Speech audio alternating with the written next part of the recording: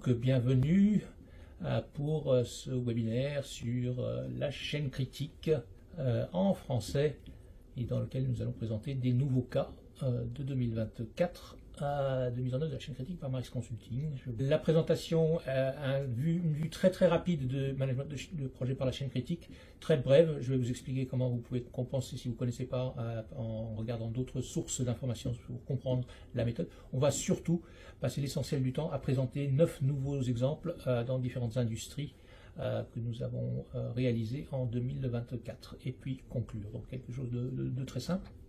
Je suis Philippe Maris, je fais ça depuis très longtemps.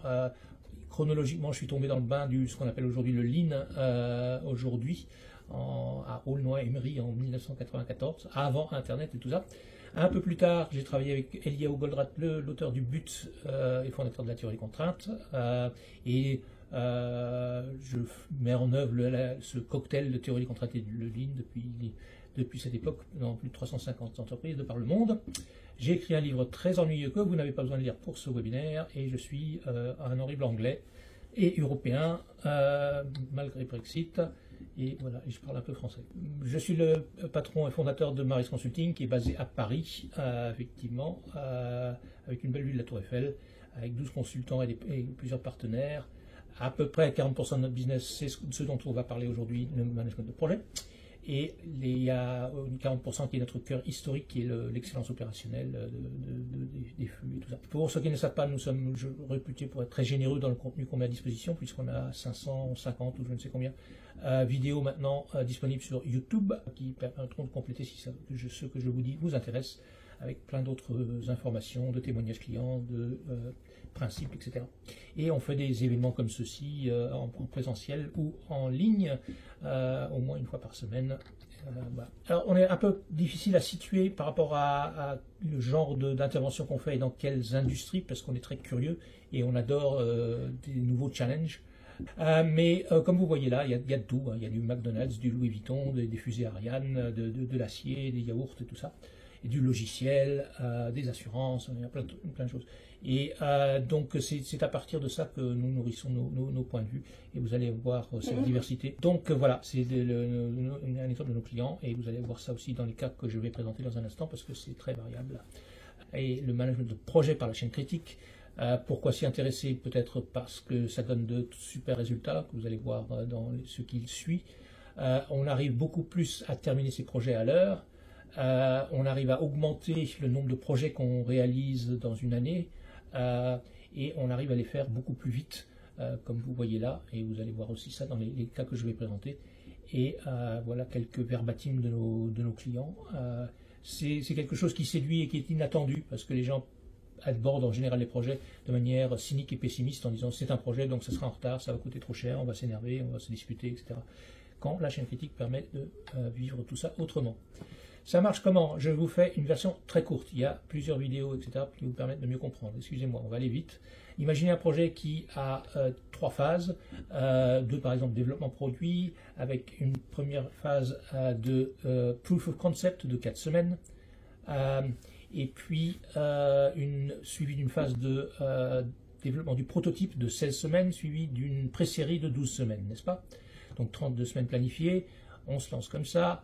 Et on va probablement finir en retard. Le taux de respect des délais des projets dans le monde, quel que soit le type de projet, est assez mauvais et régulièrement en dessous de 50%, voire de 0%, aucun projet jamais terminé à l'heure. Alors, qu'est-ce qui s'est passé? On est allé voir la première personne, on a dit combien de temps ça va vous prendre. Ils se sont engagés à tenir 4 semaines. On a vu la deuxième personne qui s'est engagée à tenir 16 semaines et la troisième engagée en 12 semaines.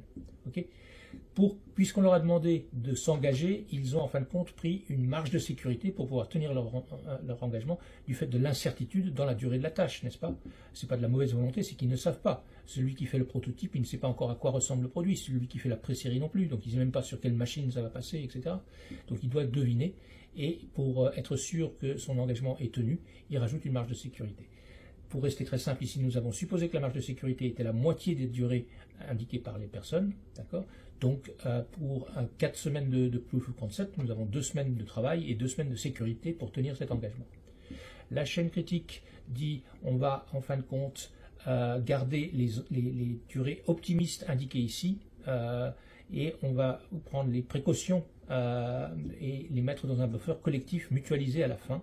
Donc on garde les durées focalisées de 2 semaines, 8 semaines et 6 semaines, n'est-ce pas? Ça, c'est des durées focalisées, optimistes, avec une probabilité à 50% de terminer à l'heure dans les bonnes conditions. Donc, ce n'est pas du tout un engagement, n'est-ce pas? Et le buffer, lui, est conséquent, de l'ordre de 1/3 de la durée du projet. Voilà, comme on planifie. Quand on planifie de cette manière, on a un planning qui prévoit d'être plus court qu'une approche traditionnelle. Ensuite, on exécute, c'est le deuxième pilier de la chaîne critique. En horizontal, on a le déroulement du projet de son début à sa fin. Et en vertical, donc, on a la consommation du buffer ou du tampon qui est à la fin du projet.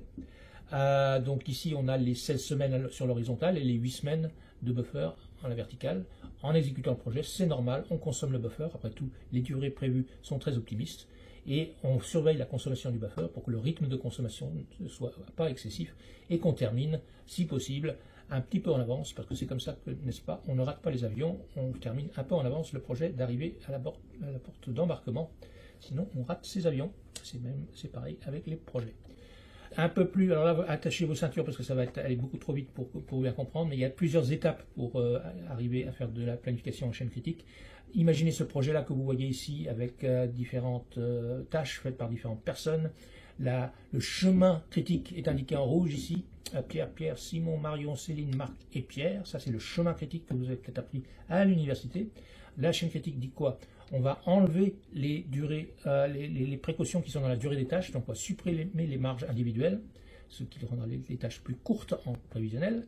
Ensuite, on va niveler les ressources, c'est-à-dire qu'on ne va pas prévoir qu'une personne fait 2 choses à la fois. Et donc ici, Pierre, on a séquencé le travail pour que Pierre fasse une chose après l'autre et pas plusieurs choses à la fois. Ensuite, on va identifier la chaîne critique qui est le cousin proche du chemin critique, sauf que ça prend en compte la disponibilité des ressources, et donc vous l'avez là en rouge.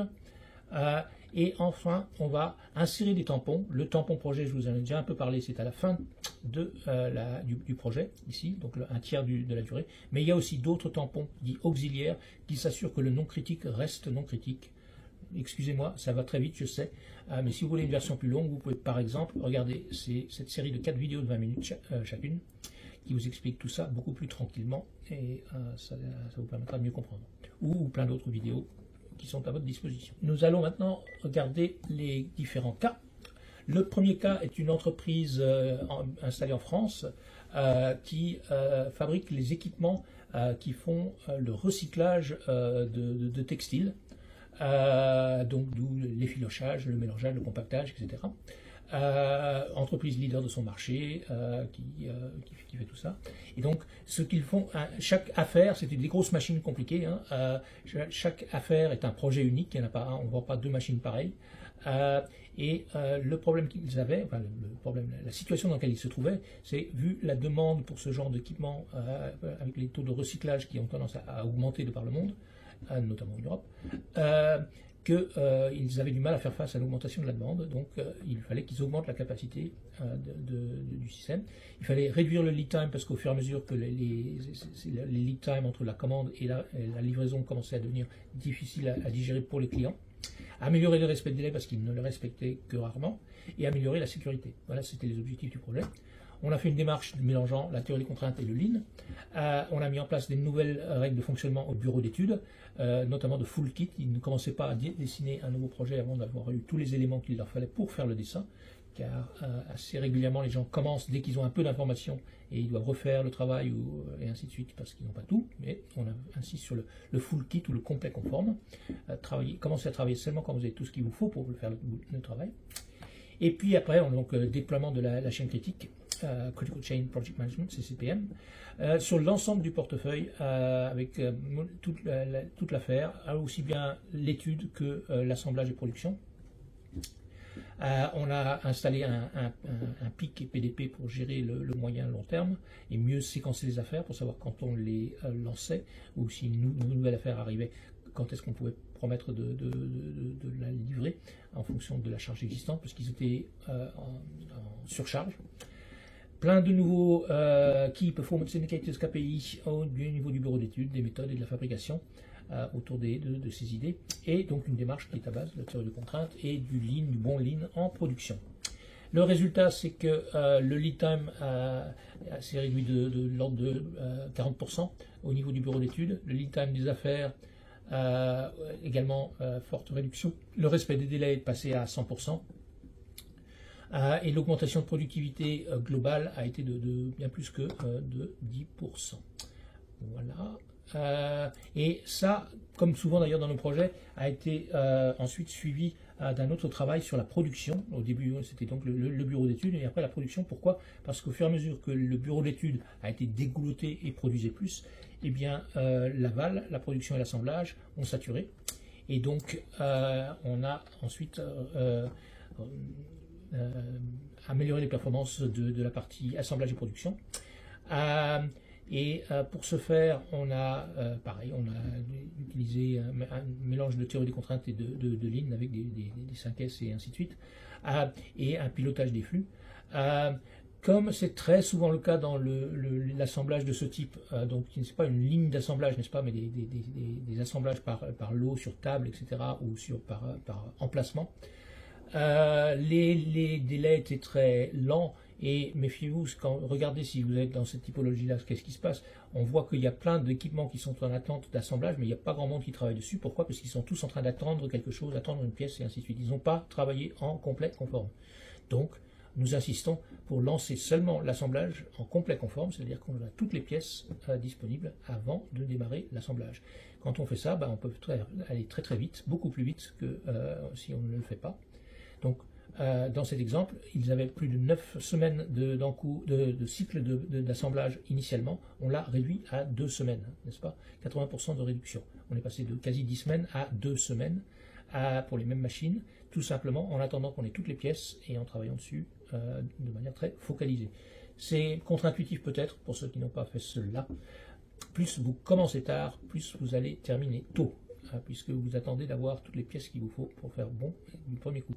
Et bien sûr, ça a eu plein d'autres impacts, notamment sur la sécurité et sur la productivité, et de créer des standards pour savoir comment est-ce qu'on fait un montage, des outillages, etc. Parce que tout d'un coup, on a transformé quelque chose de chaotique en quelque chose de répétitif, ou relativement répétitif. Et ça a beaucoup augmenté les volumes d'expédition, parce que quand on a démarré tout ça, l'espace au sol dans le hall d'assemblage était limité, il y avait des machines gueules ouvertes partout, et c'était la contrainte pour eux pour lancer de nouvelles affaires. Donc en allant 5 fois plus vite, bien sûr il n'y avait plus le problème de mètres carrés, il n'y avait plus de contrainte de mètres carrés dans l'usine. Voilà, ça c'est le premier cas. Deuxième cas, rien à voir, un autre domaine complètement. C'est un éditeur, un des plus grands éditeurs français, Made in France, de ERP et de CRM, donc également une forte demande au fur et à mesure de la digitalisation tout azimut, ou des remplacements d'ERP, ou des installations de CRM, etc. Bref, beaucoup de demandes. Et ils nous ont demandé de les aider à faire leur gestion de projet sur les deux business ERP et CRM, ce que nous avons fait. L'intervention a consisté à mettre en place en fin de compte une pyramide de pilotage à 3 niveaux, une pour le moyen long terme, une pour le moyen terme et une pour le court terme. Et j'insiste parce que trop souvent, je ne veux pas donner l'impression que je vous dis que la chaîne critique est la réponse et quelle est votre question. Car il y a plusieurs autres éléments qui sont mis en place quand on met en œuvre la chaîne critique. C'est un élément clé, mais il n'y a pas que ça. Ici, donc, il y avait un portefeuille et une tour de contrôle sur le long terme, ressemblant plus à un pic PDP, pour bien préparer le travail et réfléchir dans les grandes masses à 6 mois, 18 mois. Ensuite, le planning projet en moyen terme, là, c'était effectivement de la chaîne critique avec des réseaux de tâches telles que je vous l'ai montré. Et ensuite, le pilotage au quotidien avec plutôt des Kanban boards et un mode plus agile avec des stand-up meetings et autres pour animer l'exécution des différentes tâches, n'est-ce pas? Donc la chaîne critique n'est qu'une partie de la solution apportée dans cet exemple. Nous avons appliqué les Rules of Flow. Les Rules of Flow, vous verrez ça dans l'annexe. C'est un livre récent qui a été publié par la fille de Elia Goldratt, Efrat Goldratt Ashlag, Vous verrez ça dans l'annexe. Et la publication en anglais est déjà un best-seller. La version française va être publiée en fin juin et nous ferons avec l'auteur un webinaire à ce sujet, so stay tuned on this channel, et nous vous parlerons du lancement de la version française de ce très bon livre sur les rules of flow dans le management de projet. Donc c'est des choses que vous utilisez déjà peut-être, de bien séquencer les projets, savoir quand on les lance, doser quelle quantité de travail on donne aux gens, s'assurer du complet conforme, vous en avez déjà plusieurs exemples, et ainsi de suite. Voilà. Donc je ne détaillerai pas tout ce qui a été mis en œuvre sur les différents plans, mais voilà le type d'organisation qu'on a mis en œuvre. Les résultats ici, sur les deux business ERP, une réduction de 40%, et encore, c'est plutôt le début de la mise en œuvre. Il y a encore pas mal de travail à faire, donc on espère qu'on va pouvoir plus encore réduire les durées de mise en œuvre. Et le CRM est déjà à quasi 50% de réduction des durées. Voilà le genre de grandeur. Mais je pense que sur la partie ERP, par exemple, on va pouvoir aller encore plus loin. Et il faudrait essayer d'aller beaucoup plus loin parce que c'est typiquement le genre de projet, un peu comme l'analogie du vélo, n'est-ce pas? Si on fait une mise en œuvre, une bascule de version de ERP, etc., trop lentement, bah, on tombe, on échoue, on le fait mal, ça coûte plus cher, il y a des erreurs, etc. Faire vite, beaucoup plus vite une mise en œuvre de ERP, c'est une garantie de qualité de solution aussi. Donc je pense qu'on a seulement commencé à gratter à la surface de la chose. Et d'ailleurs, Goldratt s'est beaucoup intéressé à ça depuis longtemps. Un de ses livres moins connus, qui est un an pour sauver l'entreprise, parle de comment rendre les ERP utiles et pas un mal nécessaire dans les organisations industrielles. Et c'est un peu une de nos passions chez Maris Consulting, comment réconcilier les entreprises avec leurs ERP, parce que la relation est quand même un peu conflictuelle, je trouve. Et c'est un peu dommage d'avoir une telle tension avec l'ordinateur quand on essaye de gérer une entreprise industrielle.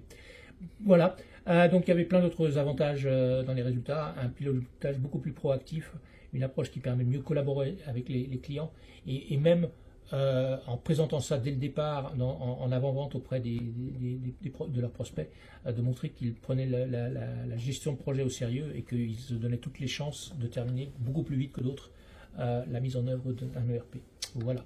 Le cas suivant est donc pour la recherche et développement dans des équipements de machines pour faire les emballages pour l'agroalimentaire. On fait un rapide diagnostic, comme on fait souvent, vous verrez, de 2 jours, hein, c'est comme ça que en général on commence, et on a identifié les pistes d'amélioration. Elle avait un gros projet de R&D, énormément de différents projets en cours, au point où, quand on a fait un calcul de la loi de Little, il s'est révélé qu'ils avaient en moyenne 10 ans de travail, ou des durées moyennes de 10 ans dans leur projet R&D. C'est quoi la loi de Little? Comme écrit tout en bas, c'est la loi des files d'attente, si vous préférez. On prend le nombre de projets en cours et on le divise par le nombre de projets terminés par an, et ça vous donne la durée moyenne d'un projet.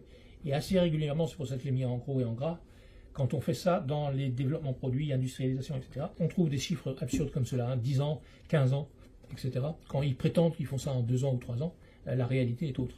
Pourquoi? Parce qu'on a lancé beaucoup trop de projets par rapport aux capacités. Et donc, il y a énormément de projets, énormément de multitâches, pas de clarté.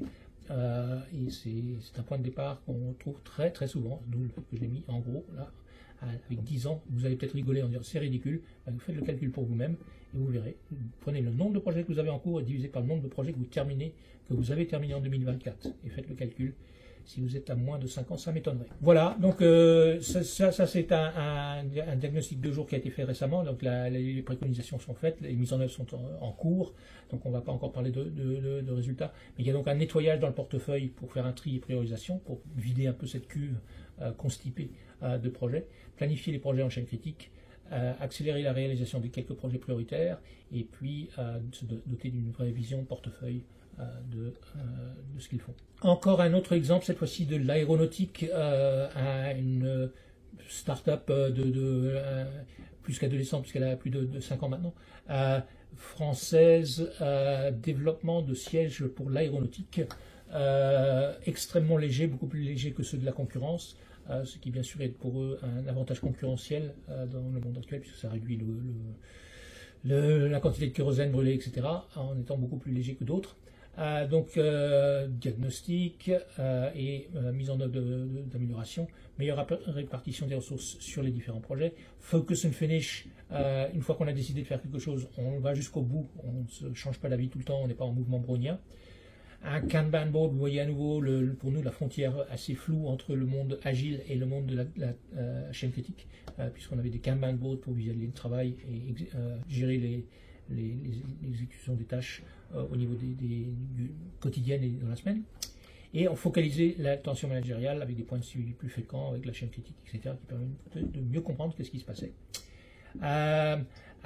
Et puis les classiques, comme vous voyez en bas, là, de analyse charge-capacité, que vous voyez dans tous nos projets, des routines plus rigoureuses et plus incisives de pilotage, et des actions de dégoulottage qui ont permis d'accélérer nettement le nombre de projets qu'ils terminaient chaque année. Un autre cas également de l'aéronautique qui est dans un développement produit. Et là, ce qui est notoire, ce qui est pour moi important à souligner dans cet exemple-ci, c'est qu'il y avait un goulot, une contrainte de capacité, qui était le laboratoire de qualification. Le laboratoire de qualification, c'est celui qui permet de faire des essais du type brouillard salin, endurance, etc., pour s'assurer que le produit va tenir dans la durée, n'est-ce pas, et qualifier le produit. C'était ça qui était la contrainte de capacité de l'ensemble du dispositif. Ce n'était pas les chercheurs, la R&D, les clients, les fournisseurs, etc. etc. C'était ça. Ce qui est clairement un mauvais goulot. C'est regrettable que tout soit, que le chiffre d'affaires futur et le développement des nouveaux produits soit contrôlé par la capacité de brouillard salin, n'est-ce pas?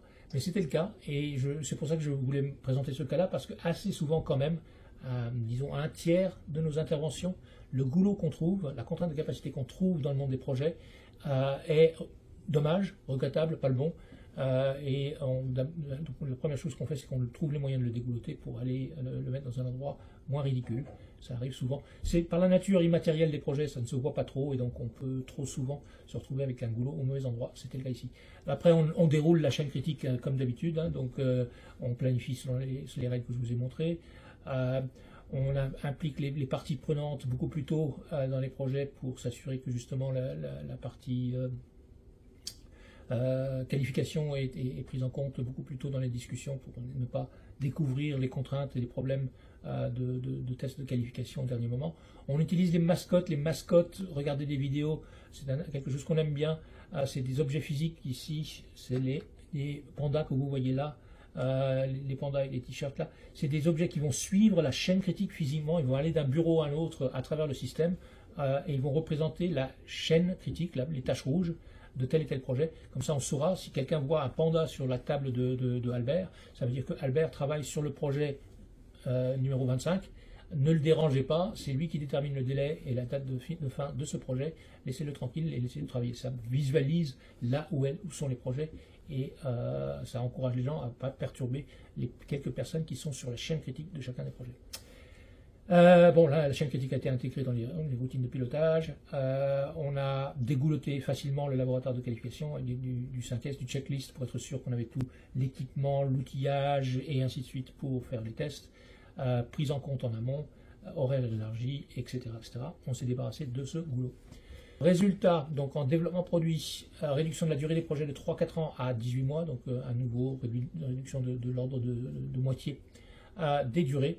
La phase de qualification qui prenait une éternité avant, pareil, réduit de plus de moitié, et le prototypage qui a été réintégré en interne pour gagner du temps, parce que comme ça arrive assez souvent si vous ne faites pas attention en développement produit, si vous externalisez trop, vous allez trouver que la chaîne critique, une partie importante de votre chaîne critique est à l'extérieur chez des différents partenaires, fournisseurs et sous-traitants.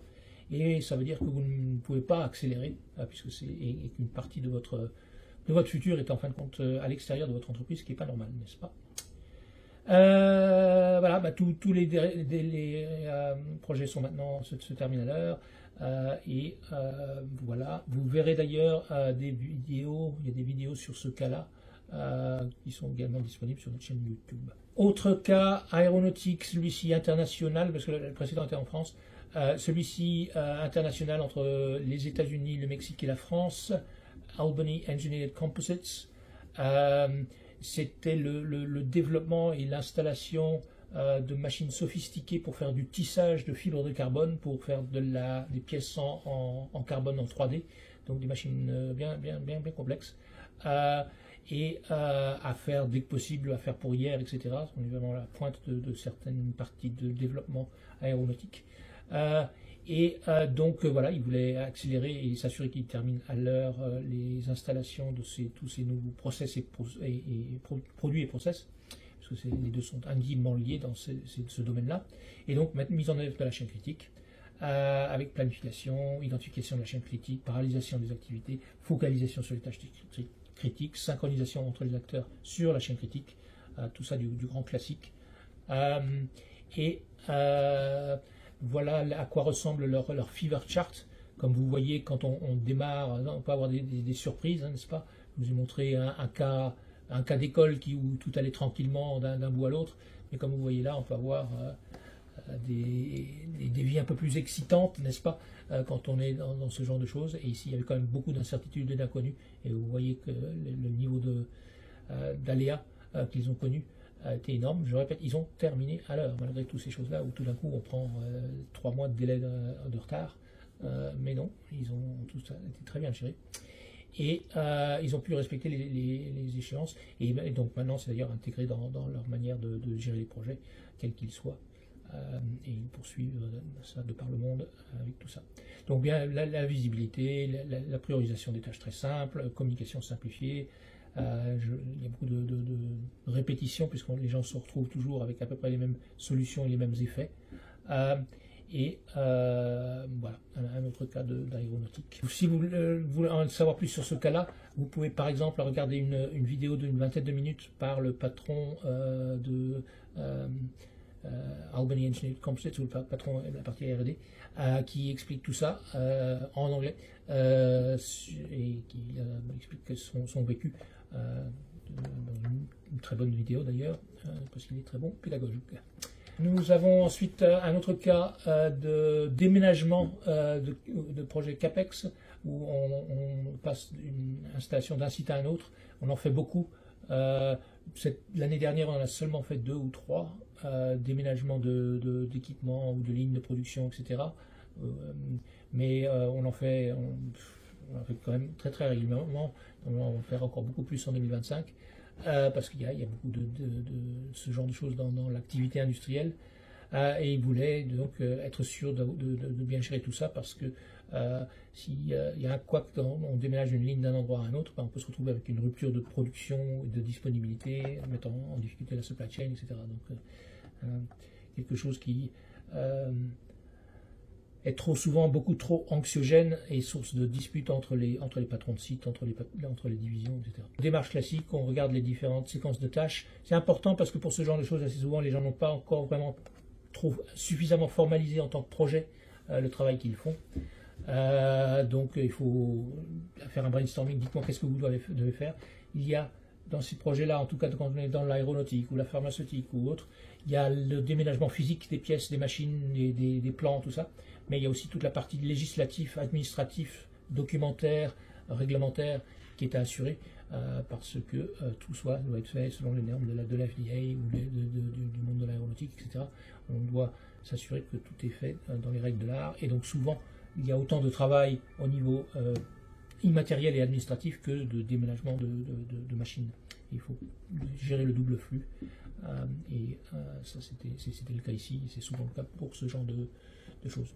Et puis donc ça s'est bien passé, tout s'est terminé à l'heure, tout ça. Autre cas, rien à voir, monde différent, NewNet, qui développe une plateforme de cloud computing décentralisée et qui permet aux gens d'utiliser la puissance de calcul des ordinateurs d'autrui. Le projet est tout en open source. Et donc, tout ça peut être utilisé pour le machine learning, le large language model training, les projets de decentralized science, de crypto, etc. Tout ça du cutting edge.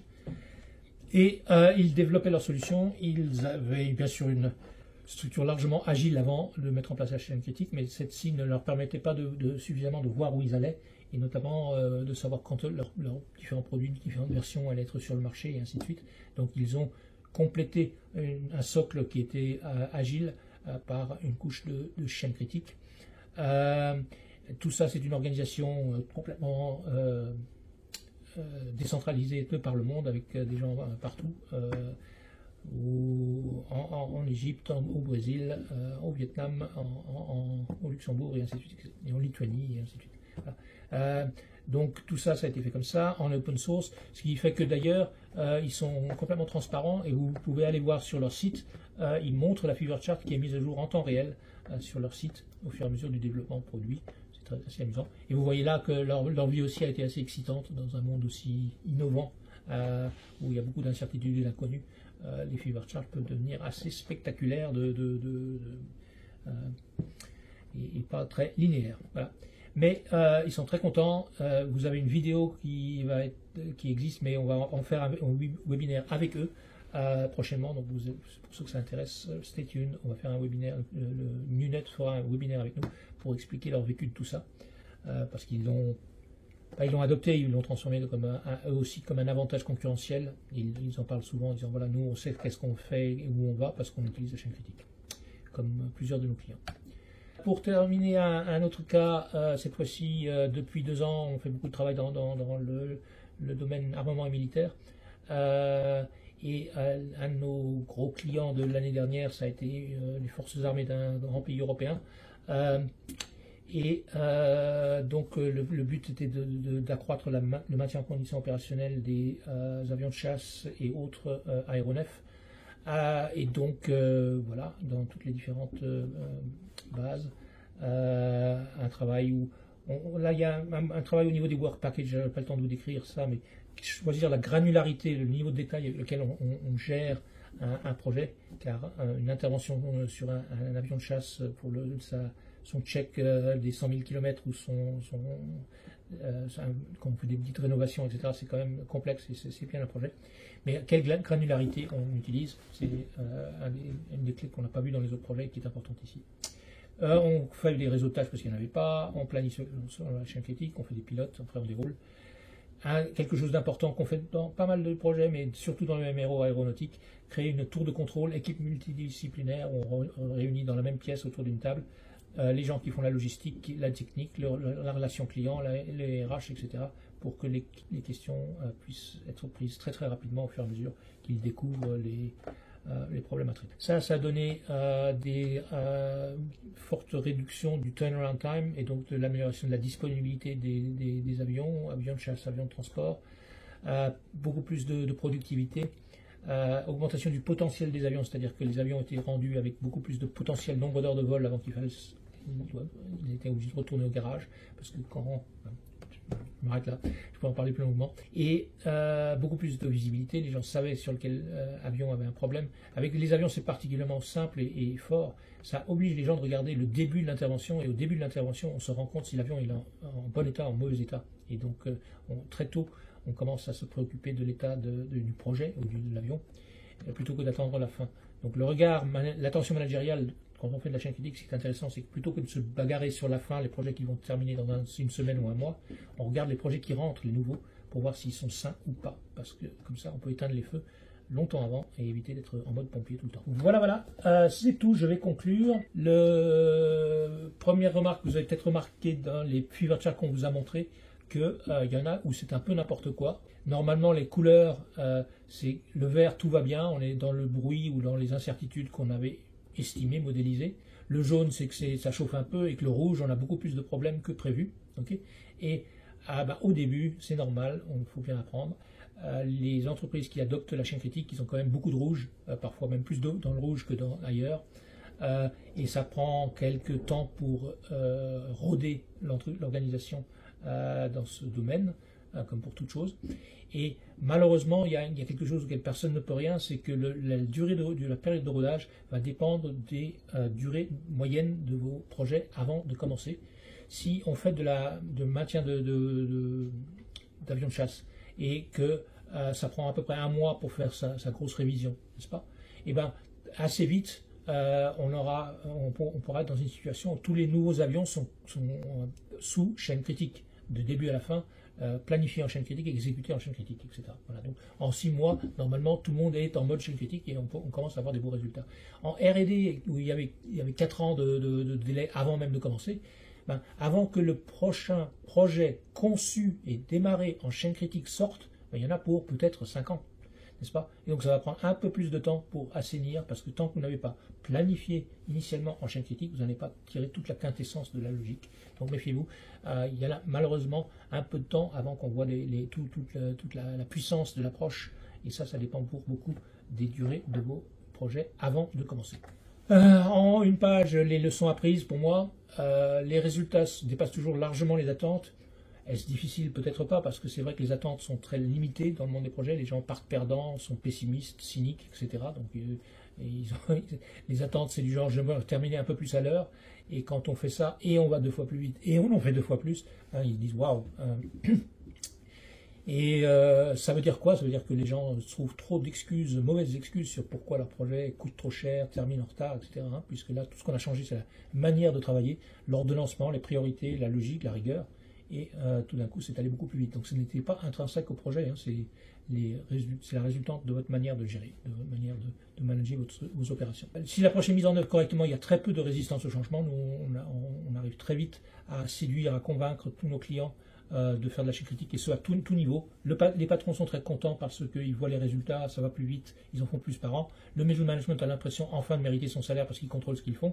Et au niveau de l'exécution, il y a beaucoup plus de sérénité, c'est pas brownien, il y a moins de disputes stupides, il y a moins de pression pour terminer à l'heure parce que le système permet de terminer à l'heure, donc tout le monde est content, tout le monde est pour, c'est du win-win à tout niveau. Après la mise en œuvre, la chaîne critique permet de faire des améliorations continues, focalisées, puissantes. Je n'ai pas eu le temps de présenter ça, on regarde la consommation des buffers, etc. Pourquoi est-ce que mon projet a commencé à consommer son buffer?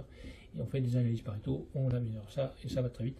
Pas eu le temps d'en parler aujourd'hui, mais c'est également très puissant. C'est-à-dire qu'une fois qu'on a fait les 40% de réduction, on est en fin de compte dans des conditions de s'améliorer encore plus régulièrement en mode Kaizen, amélioration continue, en regardant qu'est-ce qui nous empêche d'aller encore plus vite. Assez souvent, le management de projet par la chaîne critique est utilisé par nos clients qui sont ceux qui sont déjà fans de théorie des contraintes, le but, etc., mais qui ne savent pas comment convaincre les personnes de s'intéresser à la théorie des contraintes parce qu'ils sont dans une démarche essentiellement lean.